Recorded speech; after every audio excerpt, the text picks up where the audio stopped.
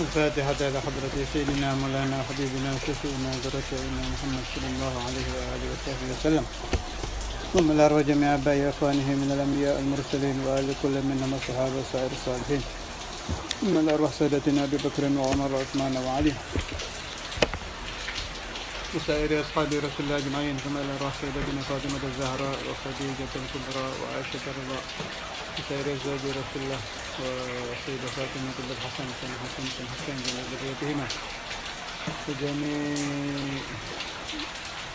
علماء وأولياء النبي محمد صلى الله عليه وسلم وخلفائهم وأهل سلسلتهم جميعا، أخص منهم سيدنا مولانا عبد الله الفقيه وسيدنا مولانا عبد القادر بن أحمد الفقيه وأصولهما وفروعهما وأزواجهما وأولادهما من موالهما وأهل سلسلتهما، ولا ننسى سيدنا المهاجر إلى الله ملك العيسى سيدنا المقدم محمد بن علي علي سيدنا عبد الرحمن السكاب محمد بن علوي سيدنا عمر مخضار إخواننا الجميع سيدنا عبد الله إدريس سيدنا أبو بكر ابنه، وإلى روح عمر بن الرحمن الطاشي عبد الله راشد عبد الحساد بن محمد بن الحبشي، وإلى روح سيد الشيخ عبد القادر الجيلاني وسيدي أحمد كبير الرفاعي سيدي إبراهيم الدسوقي وسيدي أحمد البدوي أصولهم وفروعهم وهذه سلسلتهم، ثم إلى الشيخ عبد الوهاب الشعراني والإمام بن عربي والإمام الغزالي من شافعي مالك حنفي حنبلي السلام إلى من أول وآل سنة وجميع سلسلتهم جميعا، ثم إلى مولانا الشريف هداية الله مولانا رحمة الله عنه مولانا مالك إبراهيم مولانا جود مولانا بنا مولانا درجة مولانا كريجوك مولانا مريم مولانا كدوس مولانا بكر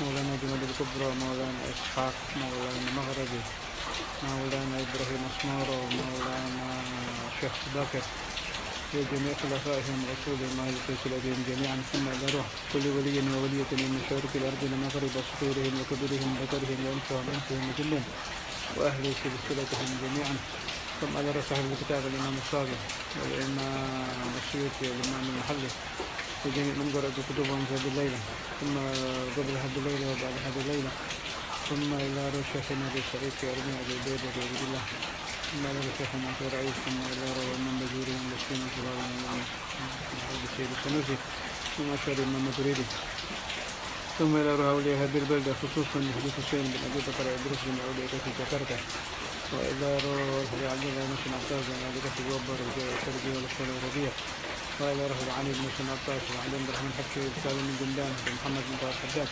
وحبيب علي بن محمد بن ظاهر وحبيب حسين بن محمد بن ظاهر، وإلى روح حبيب محمد بن عبد الرحمن السجاف بن أولياء بن رماي، ثم إلى روح خليل بن كلم جميع أولياء في مدورة سيد يوسف كلامي وفي حمد تأثرون في إندونيسيا وكم الله منفعنا من شركة المحبة من شعور بسلك وجميع أهل لا إله إلا الله من بركاتهم وأسرارهم وأنوارهم على المستقيم الدنيا والآخرة على الدوام بلا محنة دنيا وأخرى إلى حضرة النبي محمد صلى الله عليه وسلم. الفاتحة. بسم الله الرحمن الرحيم الحمد لله رب العالمين الرحمن الرحيم مالك يوم الدين إياك نعبد وإياك نستعين الصراط المستقيم صراط الذين أنعمت عليهم غير المغضوب عليهم ولا الضالين. بسم الله الرحمن الرحيم الحمد لله اللهم صل على سيدنا Muhammad وعلى آل سيدنا Muhammad. Masih masalah ayat Bismillahirrahmanirrahim Iyyaka na'budu wa iyyaka nasta'in. Qala al-ulama mimma yu'inu 'ala al-ikhlas qira'atu salati Sayyidina al-Imam Al-Qutb Ahmad Kabir Al-Rifa'i, termasuk yang bisa menggampangkan seorang murid itu artinya pengikut tarekat untuk memperoleh ikhlas adalah mengamalkan sholawat Sayyidina Imam Al-Qutb Ahmad Kabir Al-Rifa'i, pendiri Thariqah Rifa'iyah. Sholawat ini tertera dalam kitab Sa'adatud Darain karangan Sayyidi Yusuf bin Ismail An-Nabhani, cetakan Darul Fikr, halaman 262 dengan judul Sholawat yang ke-22.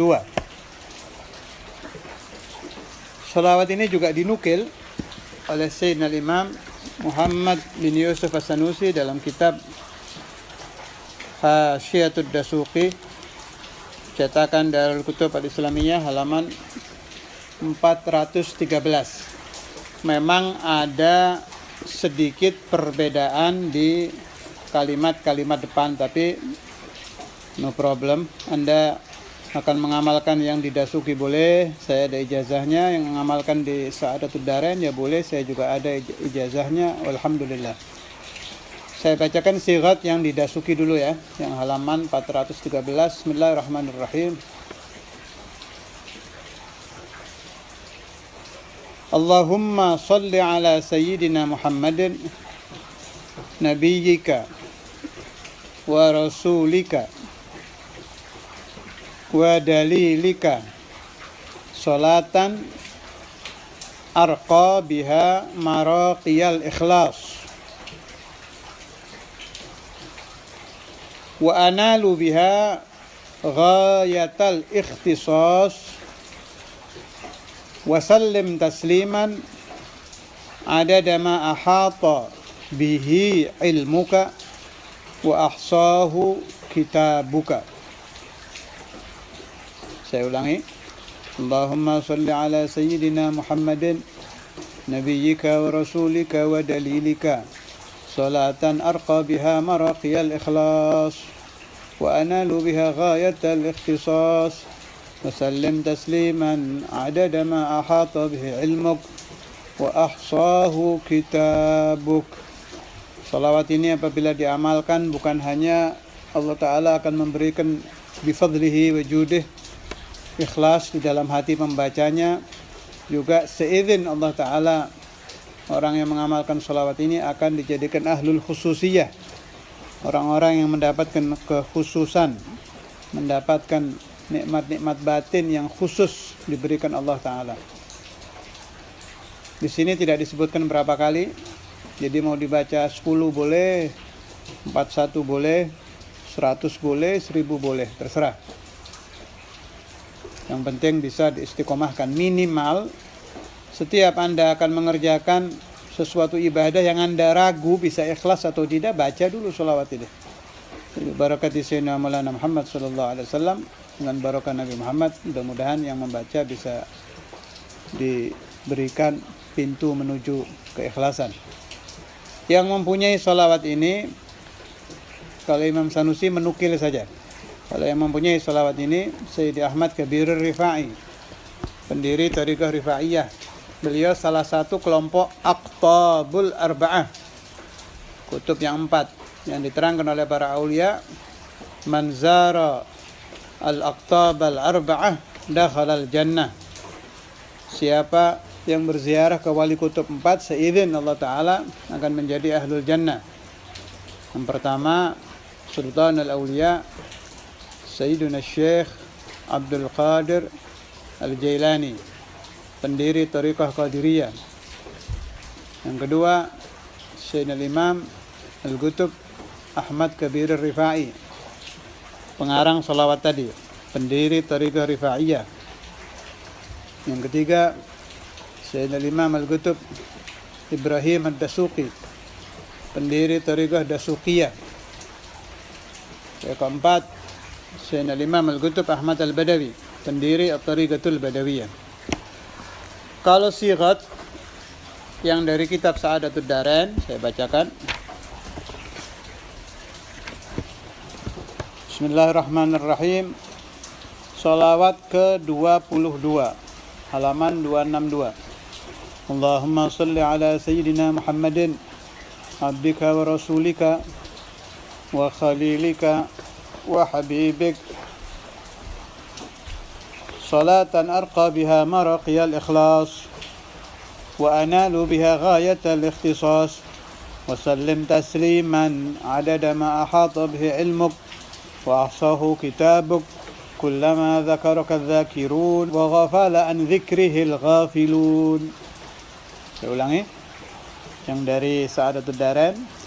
Allahumma salli ala Sayyidina Muhammadin abdika wa rasulika wa khalilika wa habibika salatan arqa biha maraqiyal ikhlas wa analu biha ghayatal ikhtisas wa sallim tasliman adada ma ahata bihi ilmuk wa ahsahu kitabuk kullama dhakaraka dhakirun wa ghafala an dhikrihil ghafilun.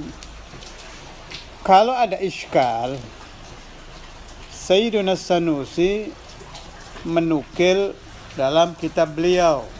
Sedangkan ulama mengatakan yang mempunyai sholawat ini Sayyidina Ibrahim Ad-Dasuki. Berarti siapa yang punya? Jawab, yang punya jelas Sayyidi Ibrahim Ad-Dasuki. Sebab zaman beliau jauh lebih dulu daripada zaman Al-Imam Sanusi. Sayyidina Sanusi tahun 800-an. Kalau Sayyidina Ahmad Kabir Rifai fi asr Sayyidina Al-Jailani, jelas beliau lebih dahulu. Kita teruskan pembahasan kemarin masalah iyyaka na'budu. Kalau waktunya cukup, insyaallah diteruskan dengan wa iyyaka nasta'in. Bismillahirrahmanirrahim. Masih masalah ikhlas.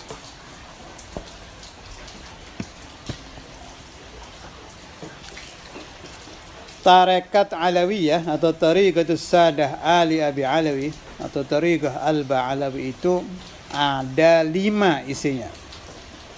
1 ilmu, 2 amal, 3 wara, 4 khauf, 5 ikhlas.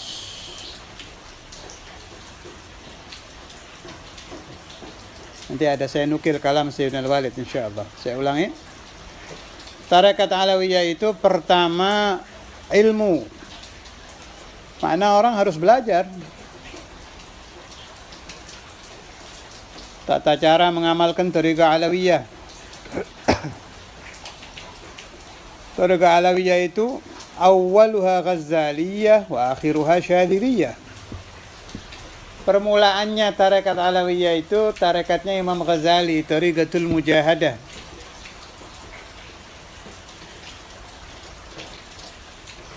Saya ingat Sayyidina Al-Walid dulu sering menerangkan pekerjaannya orang Tariqah Alawiyah itu belajar. Sayyidina Al-Walid Al-Habib Abdullah bin Abdul Qadir Al-Faqih radhiyallahu taala anhu.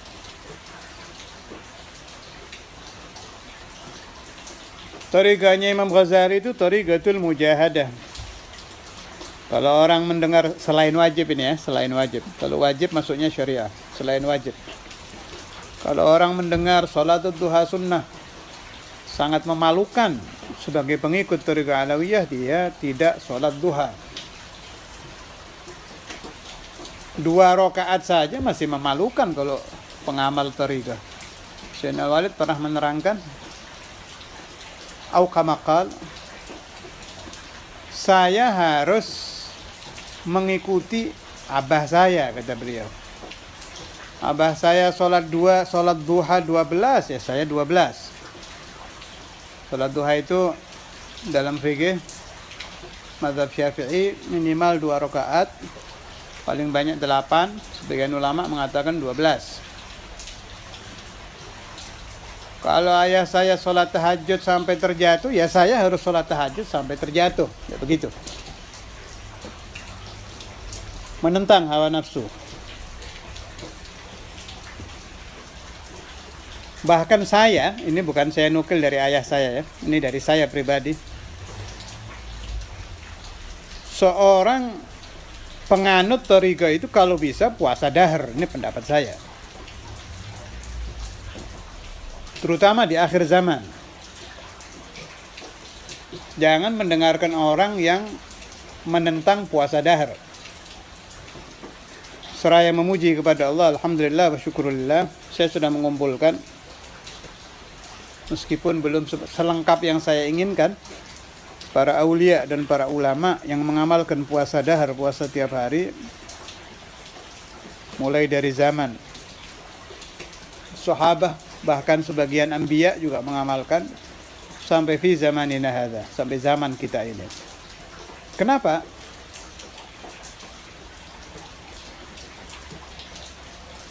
Kalau Anda mendengarkan keterangan kemarin ditambah keterangan malam ini, insya Allah akan paham bahwa ikhlas itu sangat-sangat sulit. Sedangkan puasa dahar ini ju'inul ikhlas, menolong orang untuk ikhlas. Kenapa? Asal dia tidak mengatakan bahwa dia puasa, ya orang tidak tahu. Satu. Yang kedua, orang yang berpuasa dahar itu, atau yang tidak dahar sekalipun, kalau orang sedang berpuasa, dia ada hubungan batin yang tidak terputus dengan Allah Ta'ala selagi dia belum berbuka. Jadi mulai dia puasa min dukhuli waktu subuh, terus sampai maghrib, wa huwa fi rahmatillahi azza wa jalla, selagi dia belum berbuka puasa. Jelas, kalau dia tidak melakukan 5 hal, jelas. Qala Rasulullah sallallahu alaihi wasallam, 5 perkara ini membatalkan pahala puasa, yang terkenal itu.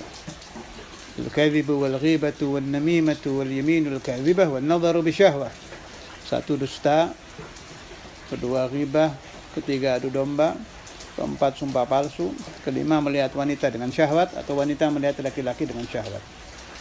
Begitu dia puasa, ada satu doa yang dijamin oleh Nabi besar Muhammad SAW tidak akan ditolak. Pergunakan waktu itu untuk meminta kepada Allah supaya Anda diberikan al-ikhlas. Kedua, al-amal. Ketiga, al-wara'. Al-wara' meninggalkan barang yang remang-remang kehalalannya. Tarku ma la ba'sa bih makhafata ma bihi ba's. Menghilangkan perkara yang biasa karena khawatir perkara itu remang-remang, ini halal apa haram. Dia khawatir masuk di dalam hal yang mendatangkan murka Allah Ta'ala, dia tinggalkan. Keempat, khauf minallah. Wah, ini lebih sulit lagi deh. Allahumma ja'alna minhum. Orang takut kepada Allah Ta'ala itu harus ada malaikat di hatinya ya. Kalau di hatinya masih hanya dimasuki 2 hal, an-nafas wa syaitan, jangan harap. Yang bisa masuk ke hati manusia itu 3. 1, ya jiwanya dia sendiri, lammatun nafas. 2, bisikan syaitan. 3, lammatul malak. Baru bisa dimasuki khauf. Kalau yang 2 ini sudah kalah, yang tersisa hanya ruh yang dibisiki lammatul malak, baru akan muncul al-khauf minallahi azza wa jalla. Kelima yang tertinggi, al-ikhlas. Allahumma ja'alna minhum. Saya ingat Sayyidina Maulana Al-Balid Habib Abdullah bin Abdul Qadir Al-Fiqih radhiyallahu ta'ala anhu pernah mengatakan, al-ilmu yahtaju ilal amal. Ilmu itu membutuhkan pengamalan. Wal amalu yahtaju ilal ikhlas. Pengamalan membutuhkan keikhlasan. Wal ikhlasu yahtaju ilan nur. Ikhlas itu membutuhkan hadiah cahaya dari Allah Azza wa Jal. Ditutup oleh beliau, Allahumma ja'alna min ahli nur. Mudah-mudahan Allah menjadikan kita dari kelompok yang diberikan cahaya di dalam hati-hati mereka. Sayyidina al-Imam Al-Habr Al-Habib Abdul Qadir bin Ahmad Bil-Fiqih, datuk saya radhiyallahu ta'ala anhu, wa nafa'ani wa auladi wa banati wa dhurriyyati wa talamidi as-sadiqin man sadaqa fi mahabbati wa i'tiqadi wa man sa'adani bisidq wa iyyakum jami'an wa jami' ahli la ilaha illallah min barakatihi wa asrarihi wa anwarihi wa isyraqatihi wa nadaratihi kursiyati wa darakatihi fid din wad dunya wal akhirah 'ala ad-dawam bila mihnah dunya wa akhirah. Beliau mengatakan, guru beliau, ma'anna al-Habib Abdul Qadir bin Ahmad Al-Fiqih itu jenis aulia yang jarang sekali saya dengar dari murid-muridnya ya, saya tidak mendapati beliau. Saya lahir jauh setelah beliau wafat. Saya dengar dari talamidh. Alhamdulillah banyak dari murid-murid beliau yang saya temui dan saya kumpulkan keterangan-keterangan dari mereka. Sampai puluhan, menjadi puluhan buku. Alhamdulillah. Masih catatan tangan. Alhamdulillah. Saya dengar dari sebagian mereka itu, Al-Habib Abdul Qadir bin Ahmad Al-Fuqi ini orang yang sangat jarang membuka asrar pribadinya. Jarang sekali. Jadi selalu menampakkan dirinya abdun mutawadhi, hamba yang sangat bertawadhu kepada Allah. Yasturu khususiyatahu, tidak gampang membuka khususiyah. Tapi sempat. Biasanya yang beliau buka itu omongan gurunya. Omongannya gurunya. Salah satu, alhamdulillah, yang tercatat, seandainya ini tidak ada, ya kita tidak tahu. Kalau murid memuji guru, itu biasa. Setiap murid pasti memuji gurunya, biasa itu. Tapi kalau guru memuji murid, nah ini luar biasa. Guru beliau, Al-Habibul Imam Al-Qutb, Muhammad bin Ahmad Al-Muhdar radhiyallahu ta'ala anhu, bukan hanya memuji beliau, memuji murid beliau yang meninggal muda. Karena abgarian, ada satu murid Habib Abdul Qadir, jenius, tapi sangat disayangkan meninggal dalam usia muda di Surabaya. Namanya As-Sayyid Husain bin Shahab.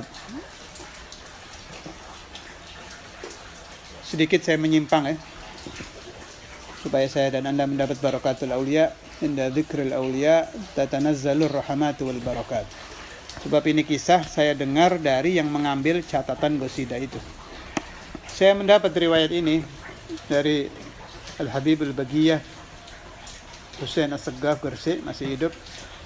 Beliau murid daripada yang mulia Al-Habib Abdul Qadir bin Ahmad Al-Fuqi. Ketika Sayyid Husain bin Shahab wafat, ini orangnya jenius, murid Al-Habib Abdul Qadir, Al-Imam Al-Habbar Al-Habib Abdul Qadir mengutus Sayyid Husain As-Saggaf ke Bondowoso, memberitahu Al-Habib Muhammad bin Ahmad Al-Muhdar bahwa Habib Husain bin Shahab meninggal. Ini anak muda dicintai oleh Habib Muhammad Muhdar. Begitu Habib Muhammad Muhdar mendengar, pecah hati beliau, terpecah hati beliau, seperti ditusuk oleh panah, sehingga hatinya mengeluarkan tangisan darah. Tengah-tengah beliau mendengar itu, sedang terbuka di depan beliau kitab Ihya yang menerangkan man ahabba liqa Allah, hadithur Rasul, ahabballahu liqa'ah. Subhanallah. Ini betul-betul terjadi seperti ini. Min husni tertibillah subhanahu wa ta'ala. Dari sangat indahnya tertibnya Allah Ta'ala di dalam menciptakan kejadian-kejadian fil aqwan. Nahnu na'taqid ma'asyirah ahli sunnah wal jamaah, tidak ada hal yang terjadi kebetulan, itu tidak ada. Semua kejadian di alam dunia min husni tertibillahi azza wa jalla. Begitu mendengar, beliau menangis sambil kitab Ihya. Habib Muhammad Muhdar itu punya majelis qiraah Ihya Ulumuddin. Melihat hadis tadi, man ahabba liqa Allah ahabballahu liqa'ah, secara spontan, irtijalan, tanpa dikarang-karang, tanpa diniat-niat, otomatis begitu saja keluar dari mulut beliau, mulut suci beliau, qasidah yang sampai saat ini tiap hall di Darul Hadis dibaca, yang judulnya Ahabba Liqa. Ahabba liqa Allah lamma ahabbahu sa'idun syahidun qad qadha fihi nahbahu bakat ainu qalbi hasratan li firaqihi. Hatiku menangis karena kecewa berpisah dengan seorang pemuda yang sangat jenius, As-Sayyid Husain bin Shahab. Terus di bawah ada lagi beliau menerangkan, yuzawwaju min huril jinani muna'aman. Pemuda jenius ini nanti akan dikawinkan oleh Allah Ta'ala di dalam surga. Wa Fatimatuz Zahra tudnihi gurbahu. Dan Sayyidah Fatimatuz Zahra akan mendampingi pemuda surga ini ketika dia menuju ke pelaminan di dalam surga. Di akhir qasidah itu, Al-Habibul Imam Al-Qutb Muhammad bin Ahmad Al-Mukhdar menyebut Al-Habib Abdul Qadir bin Ahmad bin Faqih yang kala itu masih hidup. Ini yang ada hubungan dengan ikhlas. Kata beliau, wa unhi salami wal azaa li syaikhihi ladzi at'ama as-salwa wa asqahu syurbahu. Saya tutup kalimat aza belasungkawa ini dengan mengucapkan belasungkawa kepada guru Sayyid Husain bin Shahab, Al-Habibul Imam Abdul Qadir bin Ahmad bin Faqih radhiyallahu taala anhu, yang telah memberikan makanan ruhani kepada pemuda ini. Aqama bidarsil ilmi lillahi mukhlisan wa anfaqa fi ta'limihil ilma kasbahu. Ini syahadah dari arif billah. Katanya Al-Habib Abdul Qadir bin Ahmad bin Faqih ini kalau mengajar telah sampai ke derajat ikhlas.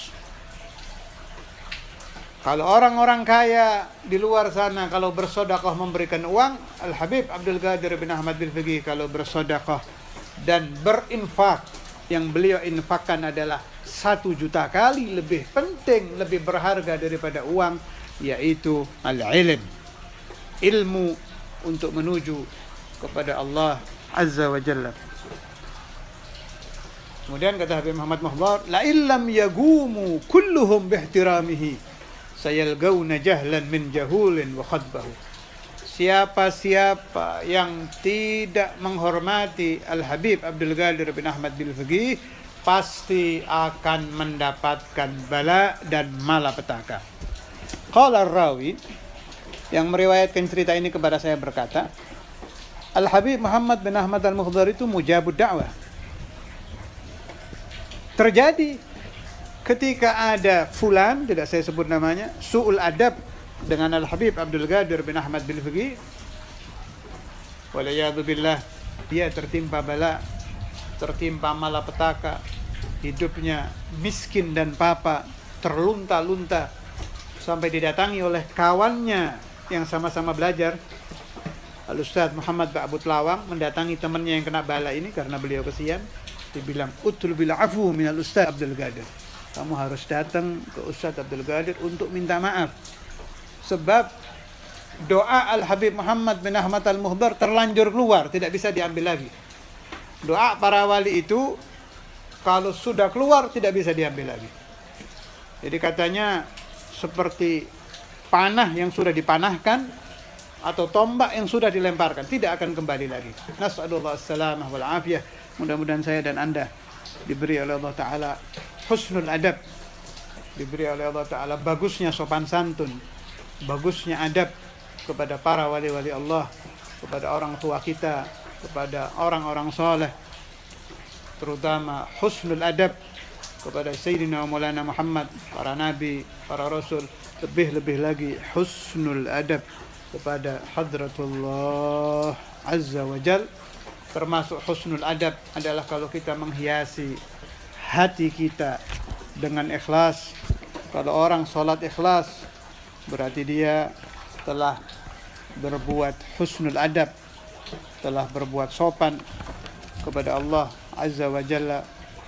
Kalau dia tidak ikhlas, maka dia telah berbuat su'ul adab kepada Allah Azza wa Jalla. Nas'alullah as-salamah. Rabbana taqabbal minna wa qbalna bi sirri asraril Fatiha wa ila hadratin Nabi.